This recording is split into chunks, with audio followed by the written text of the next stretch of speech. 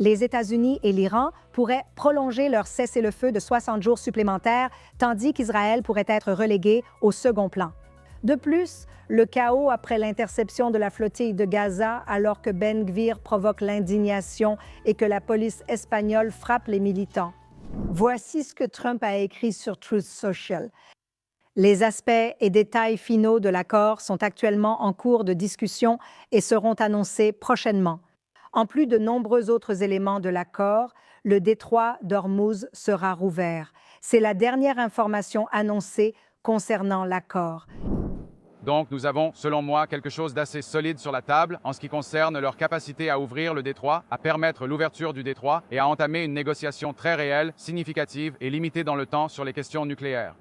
Et j'espère que nous pourrons y parvenir. Cela bénéficie d'un large soutien dans le Golfe. Cela bénéficie d'un soutien mondial. Tous les pays consultés comprennent que c'est raisonnable et nécessaire. Comme l'a dit le président, il n'est pas pressé et ne conclura pas un mauvais accord. Personne n'a fait plus. Et personne n'a pris la menace d'un Iran nucléaire plus au sérieux que le président Trump. Donc, j'ai toute confiance, et nous devrions tous avoir confiance, que nous n'allons pas avoir un mauvais accord. Soit nous aurons un bon accord, soit nous devrons gérer la situation autrement. Nous préférerions avoir un bon accord. Bienvenue à nouveau à tous sur le plateau. Sommes-nous sur le point de vivre quelque chose de différent ou simplement plus de la même chose? Nous avons donc un accord avec très peu de détails, bien sûr, beaucoup de fuites, qui dit essentiellement que nous allons mettre fin à la guerre. Le détroit d'Ormuz va rouvrir, la République islamique va survivre, l'argent va affluer. Et quand allons-nous voir la fin de l'uranium enrichi? Je ne sais vraiment pas, mais j'essaie vraiment de rester positive. J'ai beaucoup de mal à croire que le président Trump, sachant ce qu'il sait sur la République islamique d'Iran, hier, des détails ont été révélés qu'ils ont tenté de tuer sa fille en guise de vengeance pour l'assassinat de Qassem Soleimani. J'ai beaucoup de mal à croire que tout à coup, il va simplement céder et laisser le régime islamique obtenir ce qu'il veut. Je sais que mes collègues ici présents ne sont pas tous d'accord avec moi. Ruti, commençons par la personne qui n'est pas d'accord avec moi. Ruti, mon instinct me dit que c'est encore une mise en scène, une danse, une ruse, une manœuvre pour semer la confusion chez l'ennemi. Et que Trump, nous devons lui accorder le bénéfice du doute qu'il ne se laisse pas faire. Est-ce que je me trompe? Hier après-midi, j'aurais été d'accord avec toi. Et non seulement j'aurais été d'accord avec toi, mais j'ai annulé des plans familiaux. J'ai organisé les choses en prévision de devoir courir vers les abris anti-bombes, etc. Et je croyais, en me basant sur les mouvements à la Maison-Blanche et sur le fait que le président Trump n'ait pas assisté au mariage de son fils, puis qu'il ait aussi annulé tous les plans de son équipe pour le week-end de la Journée du souvenir et tout ça. Et même quelqu'un a écrit que la pizzeria Domino's près du Pentagone montrait de l'activité. Waouh, d'accord, toutes ces choses-là. Et j'ai dit, ça y est, ça arrive. Et puis j'ai changé d'avis. Et je suis la personne qui a toujours dit, il n'y a aucune chance qu'il laisse passer ça, qu'il ne revienne pas et qu'il n'attaque pas à nouveau. Et ce qui m'a fait changer d'avis, premièrement, c'était le ton. Et deuxièmement, c'était ses tweets. Et troisièmement, c'est le fait que le régime iranien a dit à Steve Witkoff et aux Pakistanais, je suppose, qu'ils avaient accepté de remettre le matériel nucléaire. Et là, j'ai su que c'était la première fois qu'ils le disaient. C'est la première fois qu'ils l'ont admis, même si on ne sait jamais. Ils vont le remettre. Ils n'avaient jamais dit ça auparavant. Mais y a-t-il une direction de la République islamique qui dit « oui, nous sommes d'accord » et les durs du CGRI disent « non ». Je veux dire, est-ce que ça pourrait arriver? N'importe quoi pourrait arriver. Et en fait, je suis plutôt d'accord avec Ruti, ce qui est vraiment surprenant. Vraiment? Mais oui. Mais à cet égard. Parce que pendant tout le Shabbat, on pensait que c'était le moment, que ça allait arriver. Tu sais, c'était Shabbat, c'était Shavuot et c'était encore Shabbat. Oui, on était tous ensemble, on avait tout préparé. On pensait vraiment qu'on allait y aller avec des avions. On se disait, OK, c'est maintenant, c'est maintenant. Et je me suis réveillée les 2 matins. J'étais là, rien. Et en entendant toutes ces choses sur les gens qui soufflent à l'oreille de Trump en ce moment, j'ai l'impression qu'à certains moments, il se laisse vraiment influencer par les gens, par celui ou celle qui lui parle à ce moment-là. Je pense qu'il a écouté les Turcs. Je pense qu'il a écouté les gens qui veulent la paix, ce qui est une blague à dire. Il n'y a pas de paix. L'Iran continue d'exécuter des gens chaque jour et il se moque de Trump. Oui, J'espère que tu as raison parce que sinon ce sera la fin pour lui. Genre, il aura renié sa propre parole. enfin, renier est un mot fort, mais je suis d'accord qu'il y a peut-être eu un raté. Belle amie, tu viens juste de revenir de New York où tu es allée sous couverture pour nous au bar du port, et je ne souhaiterais ça à personne, même pas à mon pire ennemi, belle amie. Mais tu y étais, tu as ressenti l'ambiance. Qu'en penses-tu? Tu es d'accord avec moi ou avec Rosie? Non, je suis clairement d'accord avec toi sur le fait qu'il tourne autour du pot. Parce que à chaque fois que je dis que quelque chose est certain avec le président Trump, j'ai tort. Et c'est toujours une question de timing. Parfois, être impatiente et vouloir attendre quelque chose signifie que le résultat final est quelque chose qu'on ne connaît pas et qu'on ne voit pas. Quelque chose d'aussi complexe que de ne pas aller au mariage de son fils et de ne pas aller jouer au golf. Pour savoir ce qui se passe avec Trump s'il ne va pas jouer au golf, c'est qu'il y a un problème. Et sa famille est très importante pour lui, oui. Et puis, ce matin, je me suis réveillée et j'ai vu une vidéo. Hier, on a entendu entre 20 et 30 coups de feu. Oui.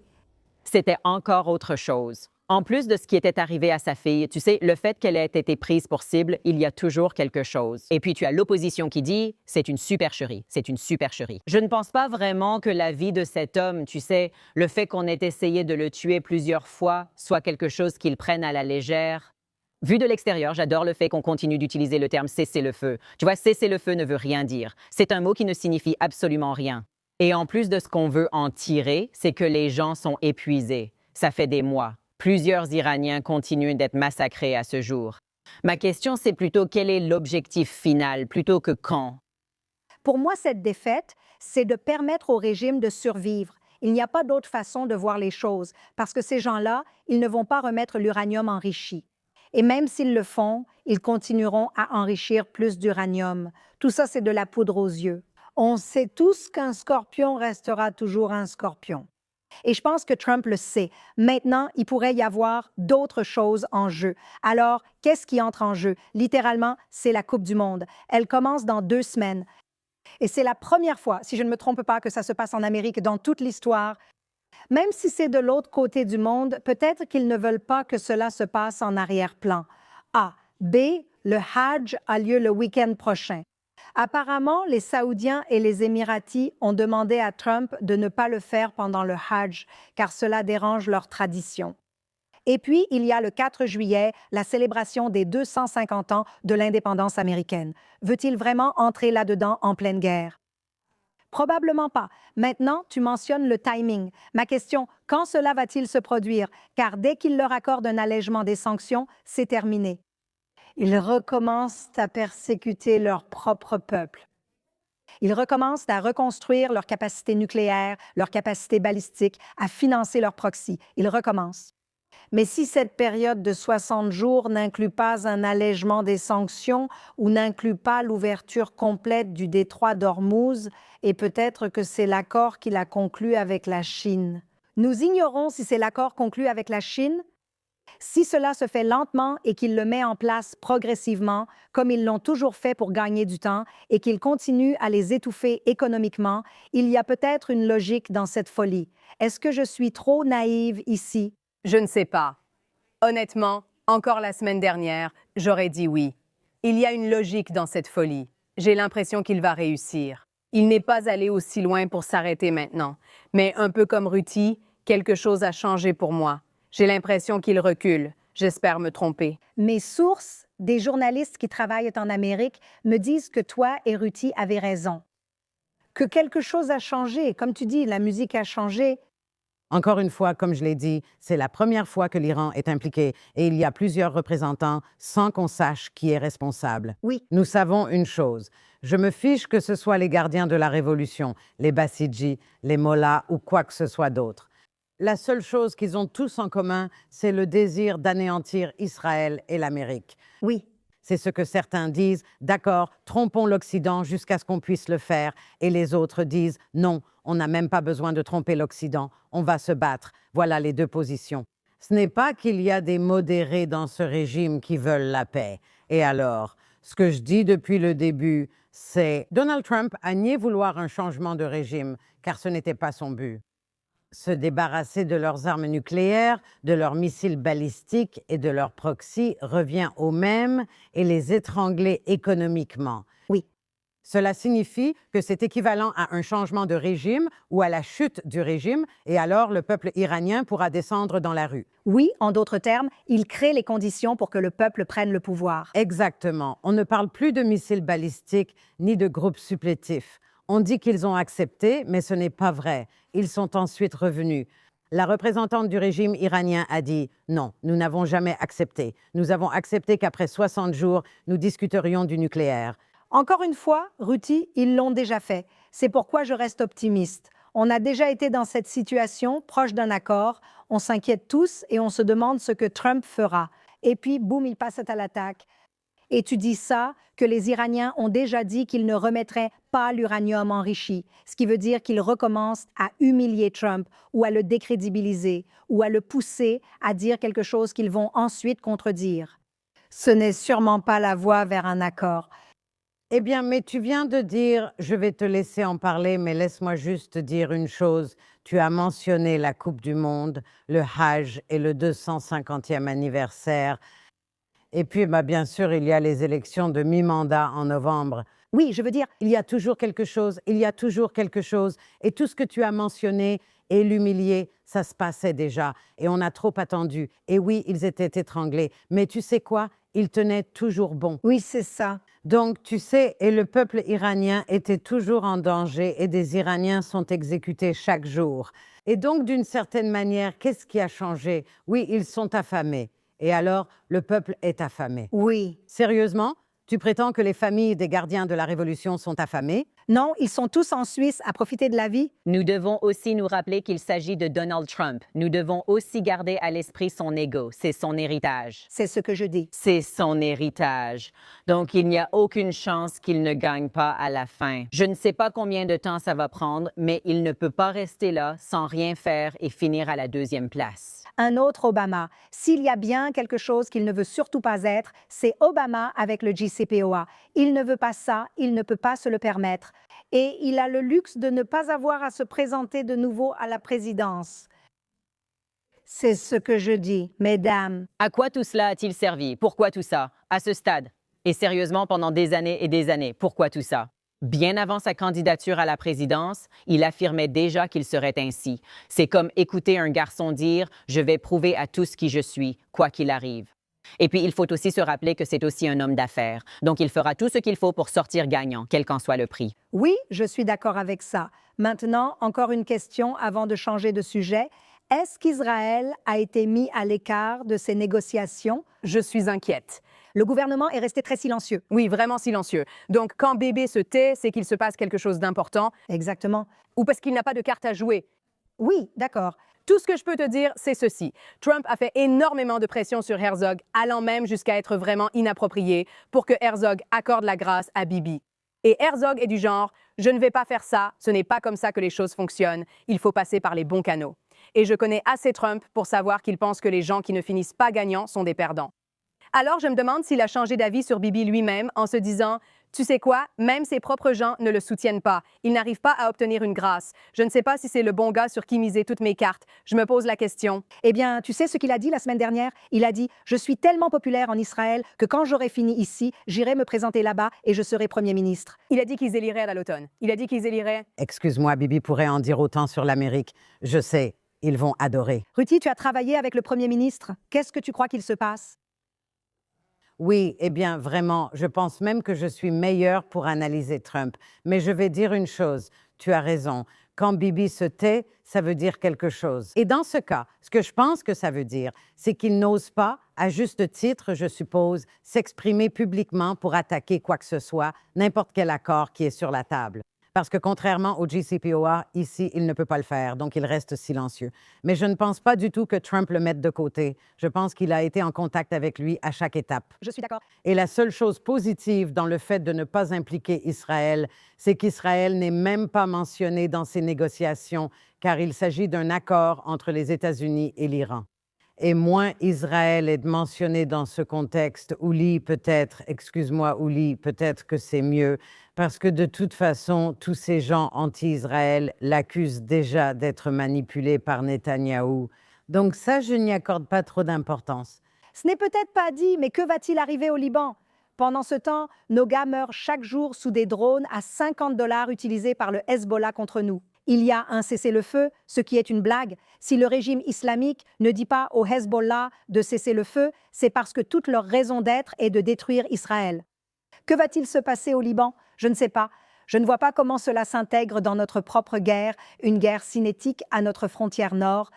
Mais alors, où en est Israël et comment devons-nous gérer cela en interne? Parce qu'à un certain moment, comme tu le dis, il y a c'est presque comme s'il y avait deux guerres différentes que tu vois. Tout cela, c'est l'Iran avec ses supplétifs et ainsi de suite. Mais ce qui se passe ici sur le terrain, c'est quelque chose qui, je pense, est mis de côté, pas nécessairement Israël. Cette conversation est quelque chose qui a été mise de côté, alors que tu as des citoyens et des civils qui se demandent « Mais qu'est-ce qui se passe ici, en fait? » Ils s'impliquent? Ils s'impliquent. Ils étaient bombardés tout le week-end. C'est horrible, c'est horrible. Et le fait qu'on soit juste assis là, comme des cibles faciles, littéralement des cibles faciles, juste assis là. D'après ce que j'ai compris, l'un des soldats tués il y a quelques jours a essuyé des tirs depuis l'intérieur d'une église. Donc, et même si évidemment nous sommes d'accord pour dire que les églises doivent être des sanctuaires, tu sais, des lieux sûrs, si le Hezbollah les utilise, elles ne peuvent pas être des sanctuaires. On ne peut pas rester paralysé, ce n'est pas acceptable. Nous sommes des cibles faciles. Eh bien, c'est exactement ce qu'ils ont fait à Gaza, n'est-ce pas? Oui. Exactement. Ce qui est encourageant, c'est que lors de la conversation téléphonique entre Netanyahou et Trump la nuit dernière, peu importe l'heure, cela ressort. La nuit dernière, les deux dirigeants ont dit ou convenu qu'Israël a le droit de se défendre et de faire ce qui est nécessaire contre ses ennemis. Donc j'ai compris que cela visait le Hezbollah. Et j'espère que très bientôt, Trump ne liera pas les mains d'Israël en ce qui concerne le Hezbollah. Jusqu'ici, nous nous sommes battus avec une main attachée dans le dos. Absolument. Et sans trop frapper. Et l'une des raisons pour lesquelles nos soldats continuent d'être tués, en dehors de ces drones explosifs que nous avons du mal à neutraliser, c'est aussi parce que nous les envoyons à pied dans des bâtiments piégés. Cela rappelle beaucoup Gaza, au lieu de tout bombarder depuis les airs. Mais bien sûr, Nous refusons car nous ne voulons pas de victimes. mais 1 million de personnes ont été évacuées. C'est le résultat du fait que nous leur avons dit de s'écarter. Mais Trump nous a demandé de freiner, de ne pas, vous savez, attaquer Beyrouth ou quoi que ce soit. Donc, si vraiment ce que Netanyahou a dit à Trump lors de l'appel téléphonique était « d'accord, mais nous devons nous occuper du Liban », peut-être que c'est ça qu'il essaie d'obtenir de lui. Oui, ce qu'il lui donne en attendant, je ne sais pas. C'est vraiment incroyable la façon dont nous vivons ici. Non, vraiment. Tu sais, j'ai passé le week-end avec beaucoup de jeunes, mes enfants et leurs amis, et ils sont tous dans l'armée. Et tu sais, ils perdent des amis à gauche et à droite. Et ça, oui, ce n'est pas une façon de vivre. Aucun de nous ne veut vivre comme ça. Et la seule chose que les gens doivent faire, c'est simplement nous laisser tranquilles. Tu comprends? Nous n'allons nulle part. Comprends bien, tu ne vas pas nous détruire par le nord. Tu ne vas pas nous détruire par le sud. Tu ne vas pas nous détruire non plus depuis la République islamique d'Iran. Et ce serait une toute autre donne.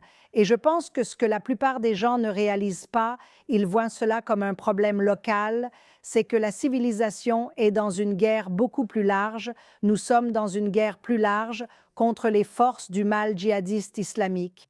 Et nous sommes juste là simplement parce que nous sommes là géographiquement. Le point focal. Nous sommes le point focal et la première ligne de défense. Mais ils ont de plus grandes ambitions. Et je pense que la chose la plus effrayante dans cet accord, c'est qu'on dit en gros que l'Occident ne vaut pas la peine d'être défendu jusqu'au bout. C'est comme laisser les nazis à moitié puissants en Allemagne après la guerre. C'est vraiment déprimant.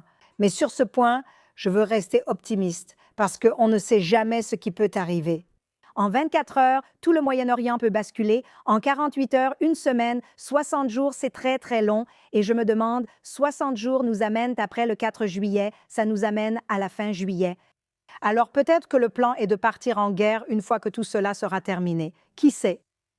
Mais nous allons passer rapidement à notre segment préféré, qui sera un peu plus long cette semaine, car Émilie nous a envoyé ses salauds et héros, salaud de la semaine. Et un sujet très controversé ces derniers jours a été la flottille et Ben Gvir.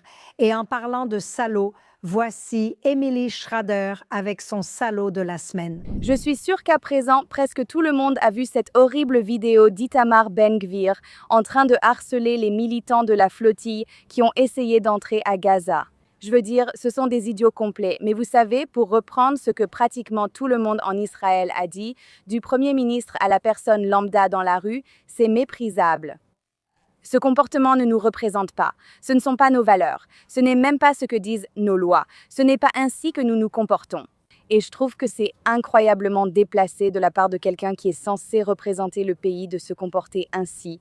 Je n'ai jamais été une fan de ce type. Mais ce qui me dérange le plus, c'est que les gens agissent comme si c'était une politique forte ou une politique de droite forte. Et je pense que c'est vraiment dangereux de prétendre cela parce que ce n'est tout simplement pas vrai. Si on regarde ses politiques et ce qu'il a proposé, presque tout cela vise à se promouvoir lui-même. Il s'agit de ce qu'il peut publier sur ses réseaux sociaux. Il s'agit de frapper en dessous de la ceinture plutôt que de mettre en place des politiques qui protègent réellement les citoyens de l'État d'Israël, qui ont une politique forte et applicable contre le terrorisme. Et je pense que c'est tout simplement honteux parce que ce sujet est bien trop important pour ne pas être traité correctement. Et si vous regardez le projet de loi sur la peine de mort qu'il a proposé, ce n'est qu'un exemple. Il n'est en réalité pas intéressé par ce qui peut être mis en œuvre, ni par ce qui sera validé par les tribunaux, ni par ce qui rendra réellement la société plus sûre et meilleure, ni par ce qui luttera efficacement contre le terrorisme. Ce qui l'intéresse, c'est ce qu'il peut prétendre avoir fait sur les réseaux sociaux, en se présentant comme s'il était une sorte de héros contre, vous savez, le terrorisme. Et en réalité, il n'a rien fait du tout. C'est un incompétent total, un idiot. Il est une honte pour le pays. Il devrait être renvoyé, il aurait déjà dû l'être auparavant. Mais ce n'est pas, pour ceux qui en doutent, il ne s'agit pas d'être de gauche ou de droite. Il n'a rien fait qui ait réellement créé une situation plus sûre pour l'État d'Israël. En fait, il a fait le contraire parce qu'il comprend mal la situation et ne connaît pas la différence entre traiter avec le monde arabe, par exemple, et traiter avec le monde occidental, comme nous l'avons vu avec cette vidéo honteuse et son comportement. Alors, Ben-Gvir, tu es mon salaud de la semaine. Maintenant, honnêtement, je le pense vraiment. Émilie a raison, ce mouvement mourait d'ennui. C'était tellement ennuyeux que ce type, Diego, Vigo, peu importe, a dû faire semblant d'avoir les mains attachées derrière le dos parce qu'il ne lui avait même pas mis de menottes. Et puis Ben-Gvir arrive et leur donne toute la propagande dont ils avaient besoin pour montrer à quel point Israël est terrible. Même si c'était presque un non-sujet et je ne le supporte pas pour ça. Il a mis ses propres intérêts politiques et électoraux au-dessus de l'intérêt du pays. Cela ne veut pas dire que des gens comme Yair Golan, en disant les stupidités qu'il a dites, ne nous aient pas causé beaucoup de tort. Et cette fausse vidéo d'un faux viol que l'avocate militaire a diffusée, la Patsarite comme on l'appelle ici, je ne sais pas, elle s'appelle Tommy Yoshani ou quelque chose comme ça, elle a diffusé cela, ce qui a causé beaucoup de dégâts. Ces dégâts proviennent de l'extrême gauche et de l'extrême droite. Je ne leur pardonne pas car nous menons tous cette guerre et ils compliquent nos vies. Quand j'ai vu cette vidéo, j'ai réagi en me disant « non, non ». Parce qu'en réalité, ce que les gens ne comprennent pas, vous savez, en dehors d'Israël, c'est qu'il a très peu de soutien, vraiment tout petit, et 8 sièges. Ce n'est pas tant que ça. 8 sièges. D'accord, mais penses-tu qu'avec son élection, plus de gens vont… Je pense qu'il a perdu, mais il conserve son pouvoir et plaît à une partie de la population. Et cette partie de la population l'applaudit. Et c'est ça qui me dérange, il est prêt à sacrifier le pays pour l'élection. Et ça, pour moi, comme je crois avoir été une politicienne responsable qui mettait son pays avant ses propres intérêts, ça me met hors de moi. Tu as un avis différent, Ruti? Non, je suis totalement d'accord. Et d'ailleurs, je deviens particulièrement furieuse contre les politiciens que je défends. Oui. Ensuite, ils agissent d'une façon que je ne peux pas défendre. Oui. Et je me sens presque personnellement trahie. Oui. Pendant que tout le monde s'en prend à toi et que je dis « non, non, non, attends une minute ». Et qu'est-ce que je veux dire à propos d'Itamar Ben-Gvir? Il y a des politiques qu'il a mises en place que j'ai soutenues depuis toujours, avant même sa naissance, d'accord? Vous savez, la peine de mort pour les terroristes, s'assurer que les prisons où sont détenus les terroristes ne soient plus des camps de vacances, des clubs de loisirs. toutes sortes de choses qu'il défend et le droit pour les Juifs de pouvoir prier sur le mont du Temple, par exemple. Mais quand ensuite il fait des trucs puérils, oui. Comme quand sa femme a mis un nœud coulant jaune en décoration sur son gâteau d'anniversaire pour ses 50 ans. Ou cette histoire de rabaisser l'un des membres de la flottille. On avait si bien géré cette flottille, oui, en diffusant de la musique de Britney Spears à fond. Alors je l'ai refait. Et personne ne peut y toucher, Michel. C'était magnifique. Oups, je l'ai refait. Lors d'une précédente flottille, nous sommes montés à bord des bateaux pour leur donner des sandwichs. Et tu vois, en fait, on les a vraiment fait passer pour des idiots. Oui, cette fois, on l'aurait fait aussi. Mais ensuite, Ben Gvir est arrivé. Oui, Et il leur donne des munitions. Il leur donne les munitions. il leur a donné la victoire, c'est ce qu'ils voulaient. Il leur donne la victoire Ils cherchaient. qu'il cherchait. Et donc, je suis furieuse contre lui. Je pense que nous sommes toutes furieuses. Mais ensuite, l'ironie de tout ça, c'est qu'ils atterrissent, ceux qui viennent d'Espagne atterrissent en Espagne. C'était fou. Et le gouvernement espagnol dit « Regardez comment cette affaire a été traitée ». Et la police espagnole a dit « On ne veut rien savoir de tout ça ». D'ailleurs, c'est comme ça que ça a commencé. Les gens n'ont vu que la partie de la vidéo où la police frappait les militants de la flottille. Une seconde, ils portent une minerve. La seconde d'après, ils sont en train de courir. Cette histoire n'est que de la propagande. En réalité, la police leur a juste demandé de s'écarter. Ils bloquaient la porte d'arrivée et on leur a demandé de s'écarter. Et il y a un gars qui a vraiment attaqué la police. Et ensuite, la police a réagi de façon musclée. Et je pense que s'il y a bien quelque chose qui atténue la stupidité de Ben Gvir, ce sont les vidéos virales des Espagnols qui s'emballent à propos de la flottille. Oui, Mais en fait, je pense qu'une chose à propos de lui et de son comportement, comme tu l'as dit, c'est que son ego passe avant la mission. exactement. Les politiciens, qu'on soit d'accord ou non avec eux, doivent être tenus responsables. Mais ils doivent aussi assumer eux-mêmes leurs responsabilités parce qu'ils sont là pour vous, pas l'inverse. Malheureusement, son électorat voit cela comme une victoire sur l'ennemi plutôt que comme le fait de donner à l'ennemi la victoire qu'il recherchait. Comme Ruti l'a dit, tout s'est fait si facilement. Toute cette saison de la flottille a été gérée à la perfection. Et puis cet idiot arrive.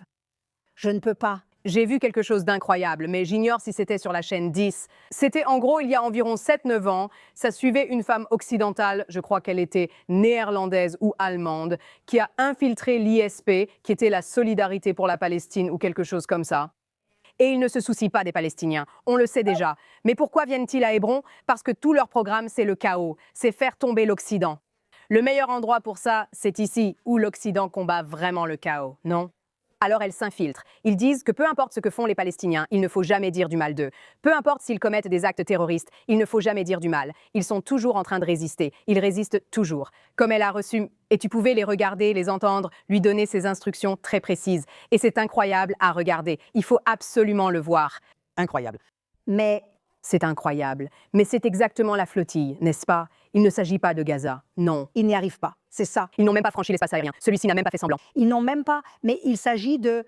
Il s'agit du chaos. Et puis le fait que la police espagnole elle-même les frappait, c'est aussi bon pour eux. C'est aussi bon pour eux. Toutes les bonnes nations maintenant. Ces gens sont vraiment formidables. J'espère que tout le monde comprend qu'ils sont des agents du chaos partout, pas seulement ici. Nous sommes une cible facile pour eux.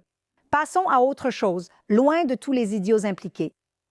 Ruti, qui est ton salaud cette semaine? Mon salaud de la semaine est au pluriel. C'est G Street, l'organisation, ainsi que les organisations juives qui ont attaqué l'ambassadeur Yechiel Leider, notre ambassadeur à Washington, pour avoir dit que G Street était un cancer dans la communauté juive.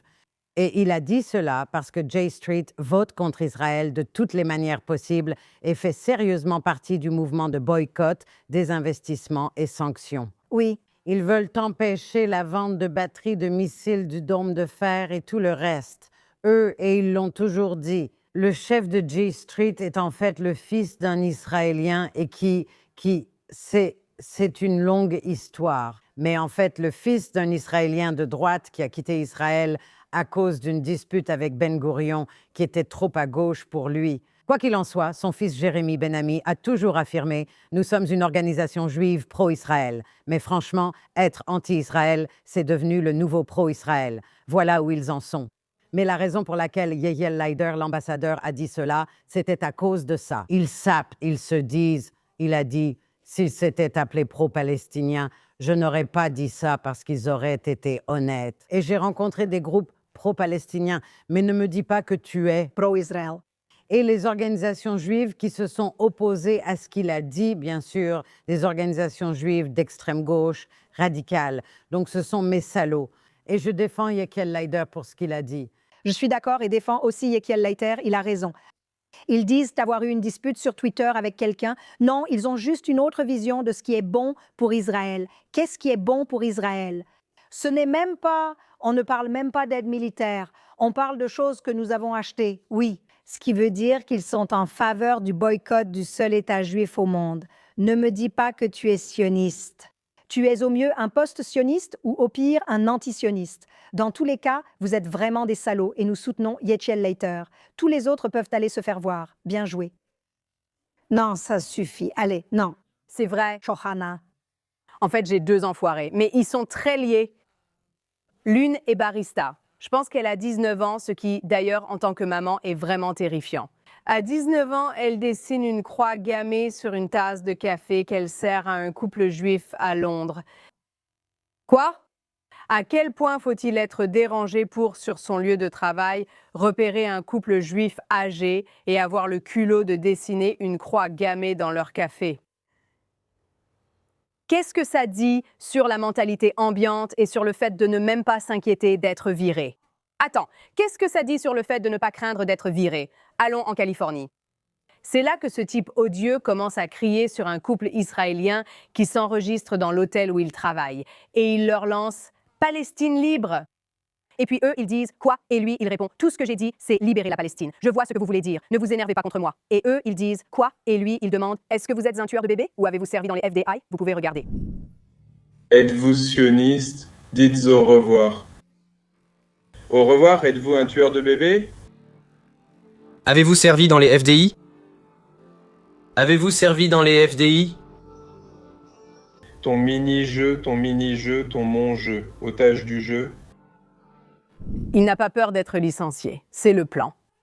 En tant que co-animatrice depuis la semaine dernière, Ariel Cohen se montre. Il fait vraiment une vidéo et dit « Je parie que sa campagne de financement participatif GoFundMe va bientôt sortir ». Avant même qu'il la publie, elle était déjà sortie. Il y avait déjà environ 12 000 $, alors que moi, je lance une collecte de fonds pour mon organisation, qui aide vraiment les gens. Cet idiot lance une collecte de fonds pour lui-même parce qu'il s'est fait virer exprès en prétendant qu'il parlait seulement d'équilibrer les repas. Et maintenant, des idiots du monde entier financent le chômage de ce type. Et je dis que ces gars-là sont les plus grands escrocs. Vous pensez qu'il s'agit de la Palestine? Tout comme la flottille ne concerne pas la Palestine, ça non plus, ça ne concerne pas la Palestine, les gars. Il s'agit de gagner de l'argent sur le dernier scandale en date et de n'avoir aucun scrupule à sacrifier les Juifs. Donc, quand vous soutenez ces personnes, vous soutenez votre propre perte. Absolument. C'est l'endoctrinement pur, il n'y a pas d'autre façon. Ces personnes, c'est incroyable. Ils sont tous endoctrinés. Plus ils sont jeunes, plus ils sont endoctrinés, plus ils ont besoin d'un sentiment d'appartenance, plus ils se sentent exclus, moins ils ont d'amis. Ça, je veux dire, j'aimerais citer mon ami Xavier. Qu'est-ce qu'il dit? Le moche, le loser. Il n'a pas tort. Mon Dieu, tous. N'a pas tort. Je sais que ça va bien au-delà de ça, mais c'est toujours une façon d'endoctriner les esprits faibles, tu sais. Et personne ne construit quoi que ce soit pour s'y opposer. Personne ne construit. Et il n'y a pas d'identité pour s'y opposer. Et comme tu l'as dit très intelligemment l'année dernière, parce que je n'oublie pas tes bonnes citations, Shoshana, quand on ne défend rien, on finit par se laisser avoir par n'importe quoi. C'est exactement ce qui arrive ici avec ces idiots. Oui. Merveilleux salaud, on vous en a laissé 2. On ne fait pas ça chaque semaine. D'accord, belle amie? Ma crapule est une dame qui s'appelle Dr. Shola. Allez-y, regardez ça. Pourquoi un film aux opinions discutables? Si c'est un événement d'extrême droite raciste, pourquoi suis-je ici? Chérie, laisse-moi t'aider. Pas besoin d'être fumeuse pour ça. Tu vois, la raison pour laquelle tu es ici, c'est parce que tu fais exactement ce que tous les autres imbéciles noirs, d'extrême droite, gardiens raciaux et parasites ont fait depuis la nuit des temps. Tu fais des claquettes. Tu vois, ma fille, rien n'est unique ou nouveau chez toi. On t'a déjà vu, il y a des précédents. Je dirais juste ceci. Quand ce que tu fais, quel qu'en soit le but, arrivera naturellement à son terme. Ne viens pas courir vers nous. Mon truc, c'est que je la suis depuis un moment, surtout sur X, parce que c'est l'une de ces personnes, comme je l'ai dit à Ruthie tout à l'heure, qui utilise la même méthodologie et le même langage que les personnes noires très, très privilégiées et élitistes. Je suis opprimée, je suis une femme. J'ai toujours dit, pourquoi ne déménage-t-elle pas au Nigeria, où elle fait partie de la majorité et où son genre ne compte plus? Elle devra alors se baser sur ses compétences. Et en tant que personne aussi accomplie, elle est docteur, elle est avocate, elle est autrice. Les ventes de ses livres doivent vraiment mal se passer parce que sa seule obsession, c'est de détester Israël et de détester les Juifs. La vidéo qui m'a vraiment fait craquer, c'est là que j'ai dit « Ganouche, c'est fini ». Donc, la fusillade qui a eu lieu dans la plus grande mosquée des États-Unis, elle a ramené ça au fait que quand ça arrive aux Juifs, tu sais, partout dans les médias, dans les actualités, tout le monde en parle, la police est là, tout le monde est présent.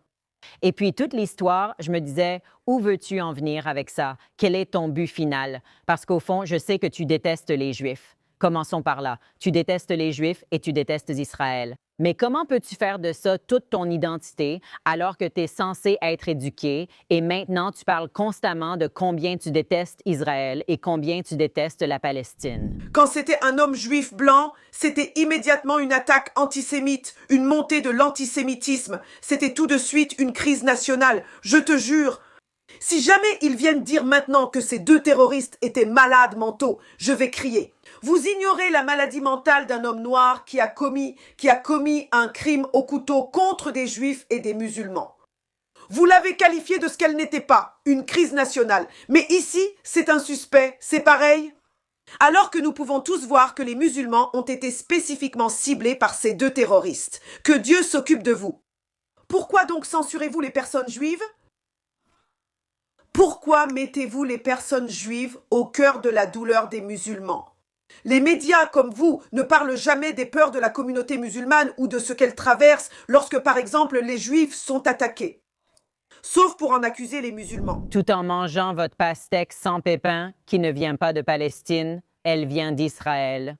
Nous aussi, nous l'avons fait. C'est une blague pour moi, à ce stade, que cette personne soit encore invitée à participer à des émissions télévisées et qu'on lui donne encore la parole comme si elle était cette femme noire opprimée, simplement parce que les ventes de son livre sont mauvaises. Elle ne retournera pas dans son pays car elle sait que les islamistes y brûlent des églises et tuent des chrétiens.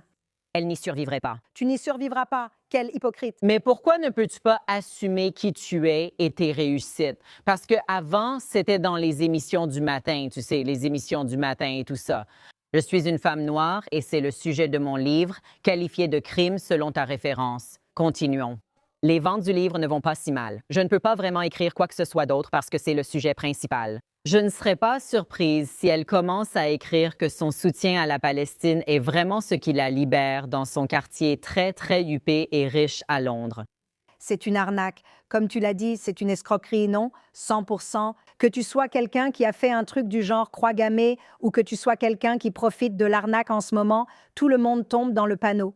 Mais ce qui est tragique, pire que tragique, c'est qu'une arnaque ne fonctionne que si c'est la mode du moment. Oui, d'accord. Le fait que ce soit une arnaque, que tu gagnes de l'argent en détestant Israël et les Juifs, oui, c'est quelque chose qui est ressorti, Oui. particulièrement après le 7 octobre, ce qui est totalement contre-intuitif, mais peu importe. L'explosion de l'antisémitisme, c'était comme si c'était bien. On peut désormais gagner de l'argent avec cette arnaque. Oui. Mais je suis choquée que ce soit cette mode qui permette le puits. Je ne suis pas choquée parce que, tu sais, comme nous le savons, l'antisémitisme ne dort jamais vraiment. Tous les 100 ans environ, parfois moins. Ça revient. On le sait. Je ne suis pas choquée. Ce qui me choque, c'est que je me demande jusqu'où ça va aller avant que la situation ne change. Tu vois ce que je veux dire? Je ne sais pas à quel point ça va empirer. Est-ce que ça va devenir aussi grave que sous les nazis? L'Allemagne des années 1930, c'était grave. D'après toi, on y est déjà. Je ne pense pas que ça commence, on y est déjà. Parce que ce que j'ai vu et vécu à New York, pour certains, c'est un endroit que j'appelais chez moi. J'y ai vécu 17 ans. J'ai commencé ma vie d'adulte là-bas et je ne reconnais plus cet endroit. Et toute personne qui a déjà ressenti quelque chose par rapport à la guerre ou qui porte une étoile de David, même toute petite, c'est presque comme si cette maladie se déclenchait immédiatement et on commence à voir les gens changer. Ils deviennent littéralement des monstres, d'une certaine manière. Et quand j'étais à cette commémoration de la Nakba, nous avons perdu, alors nous célébrons. Nous n'avons pas réussi à commettre un génocide contre les Juifs, donc maintenant nous nous lamentons. Alors vous avez tous ces manifestants et tout le reste qui sont payés. Le plus terrifiant, c'est qu'à un rassemblement pro-Israël ou lors d'un événement sur le 7 octobre, il n'y a aucun responsable de presse. Vous allez voir un Juif et vous lui demandez ce qu'il ressent par rapport à ce qui se passe, il vous répondra. Il ira droit au but. Mais aucune de ces personnes lors de ces manifestations ne le fera. Ils ne veulent pas, ils ne peuvent pas parler. Et c'est ce type blanc qui court partout en disant « Non, non, non, tu ne peux pas dire ça ». Et je me suis dit « Et l'apartheid? Et quoi d'autre ?» J'ai trouvé cela oppressant. Mais vous nous accusez alors que vous faites pareil avec votre peuple. Certains ignorent totalement la situation et sont simplement présents. Pour leur salaire. Tu as la pizza? Oui? Ils viennent juste pour leur part du gâteau et leur salaire. Qui sait ce qu'ils font en privé? Oui? Qui ils sont. Tu peux voir la peur dans leurs yeux parce qu'ils ne savent même pas comment répondre à une question que tu poses. Ils n'ont tout simplement pas de « oui », ils sont dans « oui, le mouvement antisioniste, le mouvement Free Palestine, c'est une secte ». Eh bien, Certains des nazis, quand on y pense, sont un peu... les nazis étaient, vous savez, on suit le gourou, oui, et c'est tout. Et toi, tu montes en grade en étant un meilleur soldat, et encore meilleur. oui, tu répètes juste les slogans, sans aucun sens. Mon Dieu, tant de salauds, si peu de temps. Ma crapule de la semaine est la députée d'État Maureen Galindo de San Antonio, qui est un endroit charmant parce que mes amis, les Hagee, y vivent. Elle se présente de nouveau et a remporté les primaires démocrates. Bien sûr qu'elle l'a fait. Mais la raison pour laquelle elle est ma crapule cette semaine, c'est parce qu'elle demande qu'on mette des sionistes dans des centres de détention. Oui, elle en est arrivée là. Elle demande des camps de concentration pour les sionistes qui seraient placés avec les agents de l'ICE qui essaient simplement de faire leur travail en arrêtant les personnes en situation irrégulière dans le pays. Donc, sa grande proposition pour sa campagne, c'est « Je vais prendre les centres de détention de l'ICE pour les immigrés en situation irrégulière et je vais y mettre les agents de l'ICE et les Juifs. » Oui? Et elle dit qu'elle va castrer les pédophiles. Et bien sûr, tous les sionistes sont ces pédophiles qu'elle va castrer. Évidemment. Bien sûr. Et donc, il y a eu un petit retour de bâton. Les gens disent qu'elle est peut-être allée trop loin. Le Parti démocrate, ce n'est pas facile d'obtenir ça d'eux. Pas assez selon moi, vraiment pas assez. Mais le fait qu'on soit en 2026 et que le manifeste de quelqu'un parle de camps de concentration pour les Juifs, appelez-nous sionistes, mais nous sommes tous Juifs. Et mettre ces personnes dans ce camp de concentration et castrer les sionistes pédophiles, je pense que cela montre jusqu'où on en est arrivé. Donc, écoutez, j'espère que cette ordure ne sera pas élue à cause de ce racisme ridicule qu'elle a déchaîné. Et je suis très reconnaissante que la semaine dernière, Thomas Massie, un antisémite notoire, n'ait pas obtenu l'investiture de son parti, ce qui signifie que la partie raisonnable du Parti républicain l'emporte. Et il mène ce combat et cette discussion. Je pense que les démocrates ne mènent pas ce combat ni cette discussion. Mais peut-être que Maureen Galindo les amènera à mener ce combat et à avoir cette discussion. Bernie Sanders n'a rien dit. Chuck Schumer n'a rien dit. Personne n'a rien dit contre Maureen Nazi Galindo. Mais j'espère qu'elle va perdre et que nous célébrerons très bientôt une fin heureuse avec la crapule de la semaine. Maureen Galindo, je n'ai pas assez de mots pour toi, mais tu aurais été une très bonne soldate dans les années 1930. Alors continue comme ça et peut-être que tu finiras par te mettre dans un trou dont personne ne voudra te sortir. Scott, la crapule de la semaine. Une militante trans pro-palestinienne devrait changer de camp parce qu'alors elle se ferait castrer gratuitement. Oh, génial. Tu n'as pas osé. Si, elle l'a fait. Elle l'a fait. Eh bien, Kamala Harris n'a-t-elle pas dit qu'elle allait donner gratuitement quoi? Des avortements, des opérations chirurgicales. Opération gratuite pour les immigrés clandestins, car les Mexicains qui arrivent veulent seulement se faire opérer. D'accord, bon. Maintenant, il faut toujours purifier nos âmes un peu de thérapie, un peu de bonnes ondes, un peu de thérapie familiale ici avec nos héros de la semaine. Pour chaque crapule, il y a de nombreux héros. Commençons donc avec toi, Bellamy. Qui est ton héros cette semaine? Mon héroïne cette semaine est une fille qui s'appelle Bazin Bougie et c'est une commentatrice politique. Regardez ce qu'elle a fait chez Piers Morgan. Des enfants ont été violés. Mais au lieu de se concentrer uniquement sur ce fait, on parle de racisme. Regardez ça. Et tout ça. Ce que j'essaye de dire, c'est qu'en tant que femme, ayez un peu de compassion. Non, je n'ai pas à dominer la conversation. Si on vous dit que des jeunes femmes sont agressées et que vous réagissez ainsi, c'est que vous savez que ce que vous faites est dégoûtant. Je veux dire, démoniaque. C'est si démoniaque. Que fait-il? De quoi tu parles? C'est l'argent. Ça a poussé quelqu'un à quitter le studio. J'ai une règle. Pas de gens stupides parmi les membres du panel pour cette émission. Parfois, on tombe en dessous. Ta façon de commencer et finir ce panel montre que tu n'aurais pas dû passer notre filtre. Parce que, franchement, tu as été non seulement stupide et mal informé, mais tu as aussi raconté tout un tas de mensonges. Mais ensuite? À la fin, tu as fait partir un membre régulier du panel en racontant des mensonges dégoûtants à son sujet. Non. Ça? You made disgust. Tu as fait des insinuations dégoûtantes sur ses actes. Je n'ai pas dit ça. J'ai seulement demandé où était sa compassion. Je suis amoureuse de cette femme. Je l'ai vue évoluer encore et encore, et elle est juste, elle ne se laisse pas ébranler. Elle est comme un arbre tellement solide et enraciné. Et j'étais tellement fière de la voir prendre la parole lors de la marche qui disait « Unissons l'Ouest, le Royaume-Uni uni » de Tommy Robinson. Et ce qui est beau là-dedans, c'est que je savais déjà que les intervenants qui allaient être présents chez Piers Morgan allaient être parmi les personnes les plus répugnantes. C'est vrai. Et j'avais hâte de voir comment elle allait se comporter et comment elle n'allait pas se laisser emporter par ses émotions sur quoi que ce soit.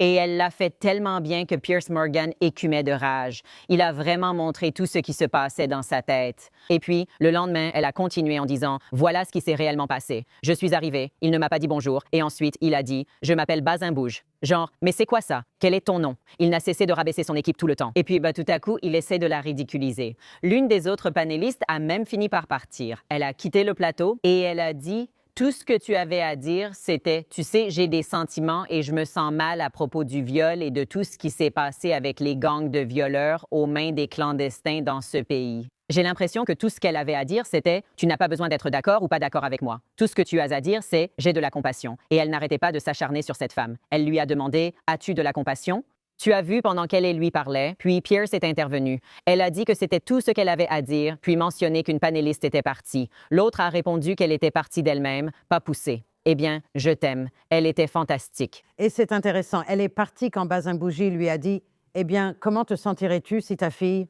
oui, était violée par un... » Et puis elle s'est levée, elle a enlevé son micro et elle a dit « Excusez-moi. Qu'est-ce qui ne va pas chez vous? Comment vous sentiriez-vous? » Oui.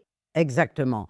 Elle a agi comme si quelqu'un lui souhaitait ça, Zara. Oui. Ce n'est pas du tout comme ça que ça a été formulé. Absolument. Le plus triste, c'est que ce n'est pas une vérité familiale. Je les adore. J'aime ces femmes sûres d'elles. Et le Royaume-Uni, ils en ont besoin.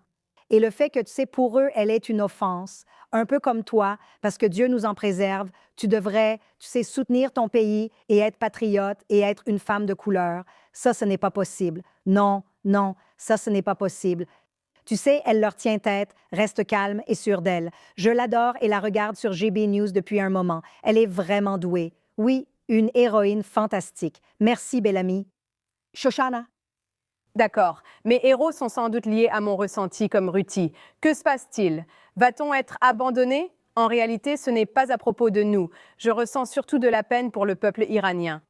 Oui, ils doivent vraiment se sentir complètement abandonnés. Oui, ils le sont. Donc, je suis inquiète, mais ensuite, je lis certains responsables républicains qui dénoncent aussi la situation et disent que cela ne peut pas arriver. On ne peut pas s'arrêter maintenant. C'est Mike Pompeo. Il compare les termes à l'accord iranien de 2015. Ensuite, il dit que cela permettra à Téhéran de terroriser le monde. Oui. Lindsey Graham s'y est aussi opposé, affirmant qu'un accord pour clore le conflit iranien serait un cauchemar pour Israël. On estime que le détroit d'Ormuz ne peut être protégé contre le terrorisme iranien. L'Iran peut toujours détruire les infrastructures pétrolières du Golfe, ce qui ferait passer l'Iran pour une puissance dominante avec laquelle il faudrait trouver une solution diplomatique. Il dit que cela n'arrivera pas ainsi. Il comprend et pense que ce n'est pas un bon accord. Et tant qu'il y a des gens qui disent ça, j'ai un peu l'impression qu'il y a encore une petite chance. Genre, tout le monde ne franchit pas cette limite et si ça arrive, là, je vais vraiment m'inquiéter. Mais je suis contente d'être optimiste comme toi et j'apprécie les républicains d'être venus dire que ce n'est pas une bonne idée. Eh bien, je suis avec toi. Je veux dire, nos cœurs sont avec le peuple iranien. Ce sont eux les grands laissés pour compte. Ils souffrent plus que quiconque ici et ils vivent sous une dictature nazie qui tue les femmes pour avoir montré une mèche de cheveux, qui viole les femmes puis les tue. Ce sont les mêmes monstres qui ont franchi la frontière le 7 octobre et ont fait pareil à nos femmes. Si le monde ne le voit pas, je me demande dans quel monde on vit. Je ne sais vraiment pas, mais espérons que j'ai raison et que vous avez tous tort. Oui, je serais ravie d'avoir tort. Ruby, qui est ton héros cette semaine? D'accord, donc cette semaine, mes héros sont les producteurs d'un clip vidéo qui a été diffusé à la veille de la fête juive de Shavuot il y a quelques jours. En réalité, c'est pour lancer la campagne du Likoud, mais le clip, ce qui est brillant, c'est qu'on voit une famille réunie autour d'une table. Et le fils veut avouer à ses parents qu'il soutient Bibi Netanyahou. Il s'avère que Dieu a créé les poissons. Ima, Gal nefesh.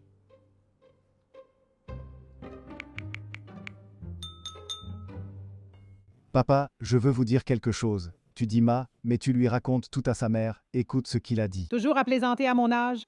Champagne. A dit, on reste audacieux. Parlez, je suis de droite, d'accord. D'accord, tout va bien, personne n'a été cuisiné. Je trouve ça bien aujourd'hui. L'eau est à la charge du propriétaire. Oh, d'accord. D'accord. Ah ah. De l'eau, boum. Je suis bibiste. Quel rêve. Tu veux voir? Je ne sais pas si c'est... Et toi, où as-tu sauté? Tu parles? Culture avec des gens. 6, 70, quart, explosion, parce que personne ne passe à Brisa. Ce n'est pas le minimum. Ça ne fait pas partie. Ima, vous vous occupez de... De ça, par le ciel, Emma. Viva. Vous n'êtes pas seul. Plus de 2 millions d'électeurs de droite font face chaque année à Pliac, Cass et Sina. Seulement à cause de la religion du parti. Cherchez sur Google. N'appuyez pas là-dessus, ne commencez pas maman, tu ne verras pas ça. Tu es mythique, cherchez sur Google, bibiste, pas à moitié humain. Maman, tu es une vraie homo. Tu es vraiment toi. Quand il veut te parler, ils disent « tu es gay ». Il répond « non » et ils ajoutent « ce n'est pas grave, on t'aimera quand même ». Et la vidéo continue. Je ne veux rien gâcher pour personne. Vous pouvez la regarder. Elle est devenue virale sur Internet. Elon Musk l'a partagée. Ted Cruz aussi. J'ai rédigé une chronique à ce sujet car c'est vraiment particulier et cela rejoint ce que tu viens de dire. Quand une femme noire ne correspond pas au moule de la gauche, c'est pareil ici. Dans cet extrait, il lui demande « Comment peux-tu soutenir Netanyahou? Tu lis des livres, tu étais dans l'unité d'élite de l'armée, l'unité d'élite du renseignement, tu ne peux pas, tu ne pourrais pas l'être. Donc, le point, c'est que si tu ne rentres pas dans un moule... » Oui, et c'était en fait un extrait vraiment drôle et malheureusement, la gauche est devenue complètement folle à cause de ça, parce qu'ils ont le droit de se moquer. Oui. C'est courant dans les émissions satiriques. Oui. Et ce petit extrait a juste fait dire à tout le monde « Et pourquoi ?» Oui, je dois dire que les clips électoraux du Likoud sont toujours très bons. Ils sont toujours très drôles et très bons. Et tu vois, ce sont les conversations que les gens ont. Tu le vois au Royaume-Uni, à l'époque où j'étais plus impliquée dans les affaires là-bas quand je partais. Tout tournait autour du Brexit et des familles étaient déchirées parce que si tu ne croyais pas au Brexit, tu devais être une idiote. On ne pouvait pas avoir une opinion qui ne soit pas, selon les cas, soit la bonne opinion, soit celle de la gauche. Donc, c'est un extrait très drôle et c'est juste que, tu sais, il y a beaucoup plus de gens de droite que ce que les gens veulent bien admettre. Ça s'est reproduit encore et encore avec Trump. Personne ne pensait qu'il allait gagner parce que personne n'imaginait que quelqu'un de leur entourage allait voter pour Trump. Et pourtant, c'était le cas. Et la même chose se passe maintenant avec Spencer Pratt, ce qui d'ailleurs me plaît beaucoup. Oui, il se présente pour être maire de Los Angeles. Il se présente contre des gens corrompus et incompétents qui ont laissé la ville partir à la dérive, qui ont laissé la ville brûler. Ils ont laissé les sans-abri envahir les rues. Il y a des seringues partout. Cet homme se lève et dit que ça suffit. et personne ne voulait parler de lui, et maintenant tout le monde le soutient discrètement, même l'élite hollywoodienne. Et donc, je pense que cet extrait illustre tellement de situations différentes dans le monde où il est presque tabou de voter pour certaines personnes, et pourtant les gens votent. Et je vais vous dire, ce n'est pas nouveau, vous savez. Richard Nixon, lors de sa réélection, Pauline Kael, une célèbre critique de cinéma, a écrit « Quand il a gagné par un raz-de-marée, elle a écrit « Je ne peux pas croire que Richard Nixon ait gagné par un raz-de-marée. Je ne connais pas une seule personne qui a voté pour lui. » À ce moment, je la laisse dans son cercle, ils ne lui ont rien dit. Ils ne lui ont simplement rien dit. Peut-être qu'ils l'ont fait. Ils ne l'ont pas avoué, ni son ami, ni... Ce n'est pas une amie, elle reste dans sa bulle avec ceux qui ne l'ont pas fait, alors que la majorité l'ont fait dans le pays. C'est très vrai que les gens sont dans leur propre bulle et en fait, c'est ce que les réseaux sociaux ont réussi à faire. Ils ont isolé tout le monde, alors les gens... Je pense que c'est moins le cas en Israël parce qu'on est un pays beaucoup plus petit, on se mélange beaucoup plus, mais les gens ne parlent qu'avec des personnes qui pensent comme eux. Oui, c'est comme les gens qui ne parlent en ligne qu'avec ceux qui pensent comme eux et c'est un gros problème. Et donc, cette vidéo était vraiment géniale. D'accord, mon héroïne, cette semaine vient du domaine de la culture et des arts. Elle casse aussi un peu les codes ici. Laszlo Nemes est un réalisateur qui a reçu de nombreuses distinctions pour un film sur la Shoah, intitulé « Le fils de Saul » en 2015. Il est actuellement au Festival de Cannes, tu sais, avec un autre film qu'il vient de sortir. Et il a essentiellement déclaré qu'il y a en ce moment une orgie d'antisémitisme acceptée, encouragé, et il ne comprend pas comment on en est arrivé là. Et encore une fois, je rends toujours hommage aux personnes dans ces milieux qui font partie de cette orgie d'antisémitisme où il est tout à fait acceptable de calomnier et de diffamer Israël sans y réfléchir à deux fois. Ou des idiots comme Javier Bardem se croient des super-héros en disant « libérez la Palestine ».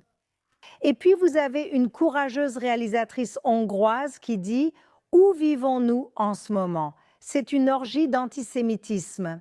Et elle l'a dit au Guardian qui n'est pas vraiment de notre côté. Oui, donc c'est mon héroïne parce qu'il faut du courage pour s'opposer à sa propre communauté, même quand c'est la bonne chose à faire. Elle ne va pas être remerciée, elle va être mise au banc et elle l'a fait quand même. Donc, Laszlo Nemes était mon héros cette semaine. Mais c'est ce que je préfère, surtout quand je le vois dans l'industrie du divertissement ou dans les arts. J'adore voir ça parce qu'on parle de personnes qui ont des équipes. Peu de gens ont réellement l'occasion de découvrir qui sont vraiment ces personnes la plupart du temps. Donc, la norme, c'est de s'assurer que tu restes loin de la politique, de faire attention à ce que tu fais, ou alors, d'accord, dis simplement « libérer la Palestine », assure-toi de le faire parce que c'est la ligne qu'on est censé suivre en ce moment dans l'industrie. Et quand des personnes comme ça montrent vraiment qui elles sont et disent « voilà qui je suis, voici mes valeurs, et voici où je me positionne », et tu restes ferme en disant « je me fiche qu'on me boycotte », peu importe ce qu'ils feront, je vais travailler et je vais défendre cela. Je fais ce qu'il faut. Nous en avons vu des exemples récemment. Pour moi, ces personnes sont des héros. C'est le monde dans lequel nous vivons. Cela demande vraiment du courage quand on s'oppose à son propre milieu. C'est facile pour nous de parler aux gens. Le beau monde. Exactement. Il est bien plus dur de se démarquer et d'exprimer une idée différente. Exactement. Beaucoup plus, absolument. Alors nous vous saluons, vous et tous nos héros. Nous prions pour la sécurité de nos soldats, de notre pays. Nous prions pour le peuple iranien. Nous prions pour que nos soldats blessés aient un prompt rétablissement. On ignore ce que cette semaine nous réserve, mais la semaine prochaine, nous serons ici avec vous. Merci de nous avoir suivis.